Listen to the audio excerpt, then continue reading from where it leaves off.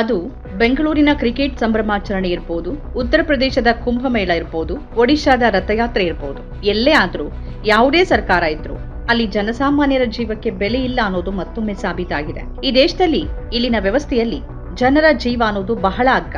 ಅದನ್ನ ಕಳ್ಕೊಂಡಾಗ ಇಲ್ಲಿ ಯಾವುದೇ ತಳಮಳ ಉಂಟಾಗುವುದಿಲ್ಲ. ಆ ಜೀವಗಳಿಗೆ ಸರ್ಕಾರವೇ ಒಂದು ಬೆಲೆಯನ್ನ ನಿಗದಿಪಡಿಸಿ ಅದನ್ನು ಕೊಟ್ಟು ಅಲ್ಲಿಗೆ ಅದನ್ನ ಮುಗಿಸ್ಬಿಡುತ್ತೆ. ಮತ್ತೆ ಇನ್ನೊಮ್ಮೆ ಇನ್ನೊಂದು ಕಡೆ ಇನ್ನೊಂದು ಕಾಲ್ತುಳಿತ ಆದಾಗಲೇ ಸರ್ಕಾರ ಎಚ್ಚೆತ್ತುಕೊಳ್ಳುತ್ತೆ ಅಥವಾ ಹಾಗೆ ನಟಿಸುತ್ತೆ. ಇದು ಯಾವ ಪಕ್ಷದ ಸರ್ಕಾರ ಇದ್ರೂ ಹೀಗೆ ನಡೆಯೋದು. ಒಡಿಶಾದ ಪುರಿಯ ಗುಂಡಿಚಾ ದೇವಾಲಯದ ಬಳಿ ರಥಯಾತ್ರೆ ಸಂದರ್ಭದಲ್ಲಿ ನಡೆದ ಕಾಲ್ತುಳಿತದಲ್ಲಿ 3 ಭಕ್ತರು ಸಾವನ್ನಪ್ಪಿದ್ದು 50ಕ್ಕೂ ಹೆಚ್ಚು ಜನ ಗಾಯಗೊಂಡಿದ್ದಾರೆ. ಈ ದುರಂತ ಭಾನುವಾರ ಮುಂಜಾನೆ 4 ರಿಂದ 5 ಗಂಟೆ ನಡುವೆ ಸಂಭವಿಸಿದೆ. ಸಾವಿರಾರು ಭಕ್ತರು ರಥೋತ್ಸವದ ಆಚರಣೆಗಳನ್ನು ನೋಡೋಕೆ ಜಮಾಯಿಸಿದ್ದಾಗ 2 ಟ್ರಕ್ಗಳು ಜನನಿಬಿಡ ಪ್ರದೇಶವನ್ನ ಪ್ರವೇಶಿಸಿದ ಕಾರಣದಿಂದಾಗಿ ಗೊಂದಲ ಉಂಟಾಗಿ ಕಾಲ್ತುಳಿತ ಸಂಭವಿಸಿದೆ ಅಂತ ವರದಿಯಾಗಿದೆ. ಈ ಘಟನೆ ಬಗ್ಗೆ ತೀವ್ರ ದುಃಖ ವ್ಯಕ್ತಪಡಿಸಿದ ಒಡಿಶಾ ಮುಖ್ಯಮಂತ್ರಿ ಮೋಹನ್ ಚರಣ್ ಮಾಂಜಿ ಮೃತರ ಕುಟುಂಬಗಳಿಗೆ ತಲಾ 25 ಲಕ್ಷ ರೂಪಾಯಿಗಳ ಆರ್ಥಿಕ ನೆರವನ್ನು ಘೋಷಣೆ ಮಾಡಿದ್ದಾರೆ.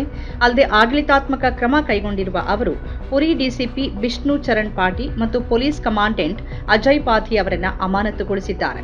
ಜಿಲ್ಲಾಧಿಕಾರಿ ಸಿದ್ಧಾರ್ಥ್ ಎಸ್ ಸ್ಟೈನ್ ಮತ್ತು ಎಸ್ಪಿ ಬಿನೀತ್ ಅಗರ್ವಾಲ್ ಅವರನ್ನ ವರ್ಗಾವಣೆ ಮಾಡಲಾಗಿದೆ.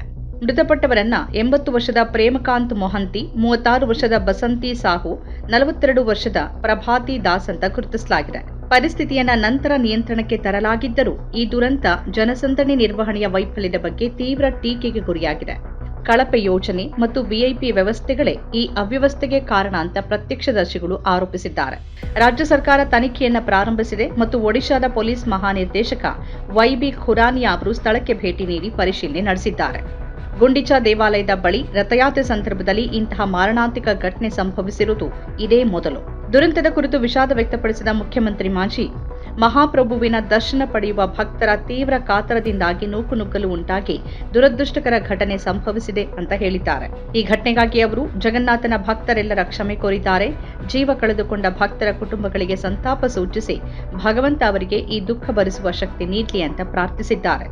ಮುಖ್ಯಮಂತ್ರಿಯವರು ಮೃತರ ಕುಟುಂಬಗಳಿಗೆ ತಲಾ 25 ಲಕ್ಷ ರೂಪಾಯಿಗಳ ಆರ್ಥಿಕ ಸಹಾಯವನ್ನು ಘೋಷಣೆ ಮಾಡುವುದರ ಜೊತೆಗೆ ಯಾವುದೇ ಲೋಪಗಳಾಗಿದ್ದರೂ ಕಠಿಣ ಕ್ರಮ ಕೈಗೊಳ್ಳುವುದಾಗಿ ಭರವಸೆ ನೀಡಿದ್ದಾರೆ. ಈ ನಿರ್ಲಕ್ಷ್ಯವನ್ನ ಕ್ಷಮಿಸಲಾಗದು. ಭದ್ರತಾ ಲೋಪಗಳ ಬಗ್ಗೆ ತಕ್ಷಣ ತನಿಖೆ ನಡೆಸಲಾಗುತ್ತೆ ಮತ್ತು ಇದಕ್ಕೆ ಕಾರಣರಾದವರ ವಿರುದ್ಧ ಕಠಿಣ ಕ್ರಮ ಕೈಗೊಳ್ಳೋಕೆ ಸೂಚಿಸಲಾಗಿದೆ ಅಂತ ಅವರು ತಿಳಿಸಿದ್ದಾರೆ. ಘಟನೆಯನ್ನ ಕಣ್ಣಾರೆ ಕಂಡವರು ಅವ್ಯವಸ್ಥೆ ಮತ್ತು ನಿರ್ವಹಣೆಯ ಕೊರತೆಯ ಬಗ್ಗೆ ತಮ್ಮ ಅಭಿಪ್ರಾಯಗಳನ್ನು ಹಂಚಿಕೊಂಡಿದ್ದಾರೆ. ಸ್ಥಳೀಯ ನಿವಾಸಿ ಸ್ವಾಧೀನ್ ಕುಮಾರ್ ಪಾಂಡಾ ಅವರು ರಾತ್ರಿ 2 ಗಂಟೆವರೆಗೆ ದೇವಾಲಯದ ಬಳಿ ಇದ್ವಿ, ಆದರೆ ನಿರ್ವಹಣೆ ಸರಿಯಾಗಿರಲಿಲ್ಲ. ವಿಐಪಿಗಳಿಗಾಗಿ ಹೊಸ ಮಾರ್ಗವನ್ನ ಮಾಡಲಾಗಿತ್ತು ಮತ್ತು ಸಾಮಾನ್ಯ ಜನರನ್ನ ದೂರದಿಂದಲೇ ನಿರ್ಗಮಿಸೋಕೆ ಕೇಳಲಾಯಿತು. ಜನ ಪ್ರವೇಶ ದ್ವಾರದಿಂದಲೇ ಹೊರ ಹೋಗೋಕೆ ಪ್ರಾರಂಭಿಸಿದ್ರಿಂದ ಜನಸಂದಣಿ ಹೆಚ್ಚಾಯಿತು ಅಂತ ಹೇಳಿದ್ದಾರೆ. ಅಲ್ಲದೆ ಅನಧಿಕೃತ ವಾಹನಗಳು ದೇವಾಲಯದ ಸಮೀಪದ ನಿರ್ಬಂಧಿತ ಪ್ರದೇಶಗಳನ್ನು ಪ್ರವೇಶಿಸಿದ್ರಿಂದ ಪರಿಸ್ಥಿತಿ ಮತ್ತಷ್ಟು ಹದಗೆಟ್ಟಿತ್ತು. ರಾತ್ರಿ ವೇಳೆ ಯಾವುದೇ ಪೊಲೀಸರು ಅಥವಾ ಆಡಳಿತ ಸಿಬ್ಬಂದಿ ಇರಲಿಲ್ಲ. ಒಡಿಶಾ ಸರ್ಕಾರವೇ ಇದಕ್ಕೆ ಹೊಣೆ ಅಂತ ಅವರು ಆರೋಪಿಸಿದ್ದಾರೆ. ತಮ್ಮ ಪತ್ನಿಯನ್ನು ಕಳೆದುಕೊಂಡ ಮತ್ತೋರ್ವ ವ್ಯಕ್ತಿ ಪ್ರತಿಕ್ರಿಯಿಸಿ, ಅಗ್ನಿಶಾಮಕ ದಳ, ರಕ್ಷಣಾ ತಂಡ ಅಥವಾ ಆಸ್ಪತ್ರೆ ಸಿಬ್ಬಂದಿ ಕೂಡಲೇ ಸ್ಪಂದಿಸಲಿಲ್ಲ. ಇದು ಅತ್ಯಂತ ದುರಂತಮಯ ಘಟನೆ ಅಂತ ಅವರು ದುಃಖದಿಂದ ನುಡಿದಿದ್ದಾರೆ. ಕಾಂಗ್ರೆಸ್ ಅಧ್ಯಕ್ಷ ಮಲ್ಲಿಕಾರ್ಜುನ್ ಖರ್ಗೆ ಅವರು ರಥಯಾತ್ರೆ ಸಂದರ್ಭದಲ್ಲಿ ಸಂಭವಿಸಿದ ಕಾಲ್ತುಳಿತದ ಬಗ್ಗೆ ತೀವ್ರ ಆಘಾತ ವ್ಯಕ್ತಪಡಿಸಿದ್ದು, ಜನಸಂದಣಿ ನಿರ್ವಹಣೆಯಲ್ಲಿನ ಗಂಭೀರ ಲೋಪಗಳಿಗಾಗಿ ಒಡಿಶಾ ಸರ್ಕಾರವನ್ನ ಟೀಕಿಸಿದ್ದಾರೆ. ಈ ಘಟನೆ ಸರ್ಕಾರದ ನಿರ್ಲಕ್ಷ್ಯ ಮತ್ತು ದುರಾಡಳಿತವನ್ನ ತೋರಿಸುತ್ತೆ ಅಂತ ಅವರು ಹೇಳಿದ್ದಾರೆ. ಈ ಬಗ್ಗೆ ಸಮಗ್ರ ತನಿಖೆ ನಡೆಸಬೇಕು ಮತ್ತು ದೊಡ್ಡ ಧಾರ್ಮಿಕ ಸಮಾರಂಭಗಳಲ್ಲಿ ಸಾರ್ವಜನಿಕರ ಸುರಕ್ಷತೆಗೆ ಆದ್ಯತೆ ನೀಡಬೇಕು ಅಂತ ಅವರು ಒತ್ತಾಯಿಸಿದ್ದಾರೆ. ಕಾಂಗ್ರೆಸ್ ನಾಯಕ ರಾಹುಲ್ ಗಾಂಧಿ ಅವರು ಪುರಿ ಕಾಲ್ತುಳಿತವನ್ನ ಅತ್ಯಂತ ದುರಂತಕಾರಿ ಅಂತ ಬಣ್ಣಿಸಿದ್ದು, ಸಂತ್ರಸ್ತರಿಗೆ ತಕ್ಷಣ ಪರಿಹಾರ ಒದಗಿಸುವಂತೆ ಒಡಿಶಾ ಸರ್ಕಾರವನ್ನು ಒತ್ತಾಯಿಸಿದ್ದಾರೆ. ಅಲ್ಲದೆ ಕಾಲ್ತುಳಿತ ದೊಡ್ಡ ಕಾರ್ಯಕ್ರಮಗಳಲ್ಲಿ ಸೂಕ್ತ ಭದ್ರತೆ ಮತ್ತು ಜನಸಂದಣಿ ನಿರ್ವಹಣೆಯ ಪ್ರಾಮುಖ್ಯತೆಯನ್ನು ಎತ್ತಿ ತೋರಿಸುತ್ತೆ ಅಂತ ಅವರು ಹೇಳಿದ್ದಾರೆ. ಒಡಿಶಾ ಕಾನೂನು ಸಚಿವ ಪೃಥ್ವಿರಾಜ್ ಹರಿಚಂದನ್ ಅವರು 3 ಉಸಿರುಗಟ್ಟಿ ಸಾವನ್ನಪ್ಪಿದ್ದಾರೆ ಮತ್ತು 6-7 ಜನ ಗಂಭೀರವಾಗಿ ಗಾಯಗೊಂಡಿದ್ದಾರೆ ಅಂತ ಖಚಿತಪಡಿಸಿದ್ದಾರೆ. ಇದು ದುರದೃಷ್ಟಕರ ಘಟನೆ. ಈ ಬಗ್ಗೆ ಗಮನ ಹರಿಸಿದ್ದೇವೆ. ಮುಖ್ಯಮಂತ್ರಿಗಳೊಂದಿಗೆ ಮಾತಾಡಿದ್ದೇನೆ. ಕಠಿಣ ಕ್ರಮ ಕೈಗೊಳ್ತಿದ್ದೀವಿ ಅಂತ ಅವರು ತಿಳಿಸಿದ್ದಾರೆ. ಪರಿಸ್ಥಿತಿ ಈಗ ನಿಯಂತ್ರಣದಲ್ಲಿದೆ ಮತ್ತು ಜನ ದರ್ಶನ ಪಡೆದಿದ್ದಾರೆ. ಹೆಚ್ಚಿನ ಪೊಲೀಸರನ್ನ ನಿಯೋಜನೆ ಮಾಡಲಾಗಿದೆ ಮತ್ತು ತನಿಖೆ ನಡೆಯುತ್ತಿದೆ. ಜನಸಂದಣಿಯನ್ನ ನಿಯಂತ್ರಿಸಲು ನಮ್ಮ ಕೈಲಾದ ಪ್ರಯತ್ನವನ್ನ ಮಾಡ್ತಿದ್ದೇವೆ ಮತ್ತು ಪರಿಸ್ಥಿತಿಯನ್ನ ವೈಯಕ್ತಿಕವಾಗಿ ಮೇಲ್ವಿಚಾರಣೆ ಮಾಡ್ತಿದ್ದೀನಿ ಅಂತ ಅವರು ಹೇಳಿದ್ದಾರೆ. ಘಟನೆಯನ್ನ ಮಾಜಿ ಮುಖ್ಯಮಂತ್ರಿ ನವೀನ್ ಪಟ್ನಾಯಕ್ ಅವರು ತೀವ್ರವಾಗಿ ಟೀಕಿಸಿ ಹೇಳಿಕೆ ನೀಡಿದ್ದು, ರಾಜ್ಯ ಆಡಳಿತ ಸುರಕ್ಷತೆಯನ್ನ ಖಚಿತಪಡಿಸುವಲ್ಲಿ ವಿಫಲವಾಗಿದೆ ಅಂತ ದೂರಿದ್ದಾರೆ. ರಥಯಾತ್ರೆ ಸಂದರ್ಭದಲ್ಲಿ ನೂರಾರು ಜನ ಗಾಯಗೊಂಡ ನಂತರ ಇದೀಗ ಕಾಲ್ತುಳಿತ ಸಂಭವಿಸಿರುವುದು ಸರ್ಕಾರದ ಸ್ಪಷ್ಟವಾದ ಅಸಮರ್ಥತೆಯನ್ನ ತೋರಿಸುತ್ತೆ ಅಂತ ಅವರು ಹೇಳಿದ್ದಾರೆ.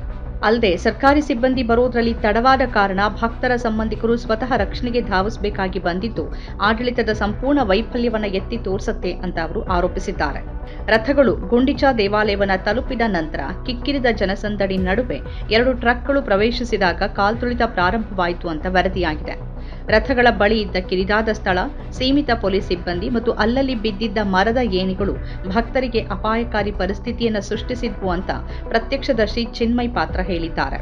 ಇದಕ್ಕೂ ಮುನ್ನ ಶನಿವಾರ ಕೂಡ ರಥಯಾತ್ರೆಯಲ್ಲಿ ಅತಿಯಾದ ಜನಸಂದಣಿಯಿಂದಾಗಿ 750ಕ್ಕೂ ಹೆಚ್ಚು ಜನ ಸುಸ್ತಾಗಿ ಮತ್ತು ಶಾಖ ಸಂಬಂಧಿತ ಸಮಸ್ಯೆಗಳಿಂದ ಬಳಲಿದ್ರು. ಸುಮಾರು 230 ಭಕ್ತರನ್ನ ಸಾಂಕ್ರಾಮಿಕ ರೋಗಗಳ ಆಸ್ಪತ್ರೆಗೆ ಮತ್ತು 520 ಜನರನ್ನ ಜಿಲ್ಲಾಸ್ಪತ್ರೆಗೆ ದಾಖಲಿಸಲಾಗಿತ್ತು. ಅವರಲ್ಲಿ 12 ಜನರನ್ನ ಐಸಿಯುನಲ್ಲಿ ಇರಿಸಲಾಗಿತ್ತು. ಈ ದುರಂತ ಪುರಿ ರಥಯಾತ್ರೆಯಂತಹ ದೊಡ್ಡ ಧಾರ್ಮಿಕ ಸಮಾರಂಭಗಳಲ್ಲಿ ಜನಸಂದಣಿ ನಿರ್ವಹಣೆ ಮತ್ತು ಭದ್ರತಾ ಕ್ರಮಗಳ ಬಗ್ಗೆ ಗಂಭೀರ ಪ್ರಶ್ನೆಗಳನ್ನು ಹುಟ್ಟುಹಾಕಿದೆ. ಆಡಳಿತದ ನಿರ್ಲಕ್ಷ್ಯ ಮತ್ತು ಸೂಕ್ತ ಪೂರ್ವ ಸಿದ್ಧತೆಗಳ ಕೊರತೆಯಿಂದಾಗಿ ಅಮೂಲ್ಯ ಜೀವಗಳು ಬಲಿಯಾಗಿರುವುದು ಖಂಡನೀಯ. ಸರ್ಕಾರ ಈ ಘಟನೆಯಿಂದ ಪಾಠ ಕಲಿಬೇಕು ಮತ್ತು ಮುಂದಿನ ದಿನಗಳಲ್ಲಿ ಇಂತಹ ದುರಂತಗಳು ಮರುಕಳಿಸದಂತೆ ಕಟ್ಟುನಿಟ್ಟಿನ ಕ್ರಮವನ್ನು ಕೈಗೊಳ್ಳಬೇಕಾಗಿದೆ. ಪ್ರತಿ ಬಾರಿನೂ ಕಾಲ್ತುಳಿತದ ಬಳಿಕ ಇದೇ ರೀತಿ ಆಗ್ರಹಗಳನ್ನು ಮಾಡಬೇಕಾಗಿ ಬರುವುದು ಮತ್ತು ಇದೇ ರೀತಿ ಘಟನೆಗಳು ಮತ್ತೆ ಪುನರಾವರ್ತಿಸುವುದು ವಿಷಾದನೀಯ. ನಮ್ಮ ಕಾರ್ಯಕ್ರಮಗಳನ್ನ ನೀವು ನೋಡ್ತಾ ಇದ್ರೆ ನಮ್ಮ ಚಾನೆಲ್ ಅನ್ನ ಸಬ್ಸ್ಕ್ರೈಬ್ ಮಾಡಿ, ಪಕ್ಕದ ಬೆಲ್ ಐಕಾನ್ ಒತ್ತಿ ನಮ್ಮನ್ನ ಬೆಂಬಲಿಸಿ. ಹಾಗೆ ನಮ್ಮ ಕಾರ್ಯಕ್ರಮಗಳನ್ನ ಲೈಕ್ ಮಾಡಿ, ಕಮೆಂಟ್ ಮಾಡಿ, ಅದನ್ನ ಬೇರೆಯವರಿಗೂ ವಾಟ್ಸ್ಆಪ್ ಮೂಲಕ ಶೇರ್ ಮಾಡಿ. ನೀವು ಹೀಗೆ ಮಾಡಿದಾಗ ನಮ್ಮ ಚಾನೆಲ್ ಮತ್ತಷ್ಟು ಜನರಿಗೆ ತಲುಪಲು ನೀವು ನಮ್ಮೊಂದಿಗೆ ಸಹಕರಿಸಿದ ಹಾಗಾಗುತ್ತೆ.